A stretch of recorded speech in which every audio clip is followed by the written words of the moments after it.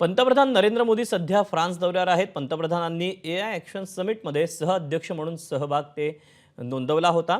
AI आपली अर्थव्यवस्था, सुरक्षा आणि समाजाला आकार देते असं भाषणावेळी पंतप्रधानांनी म्हटलं। यासोबतच मानवतेच्या कल्याणासाठी एआय तंत्रज्ञान उपयुक्त असल्याचं मोदी म्हणाले। मात्र एआयमुळे येणाऱ्या संकटाचं भान ठेवण्याचं आवाहन देखील पंतप्रधानांनी केलं।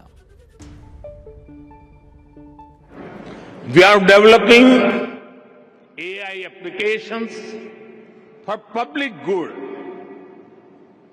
We have one of the world's largest AI talent pools.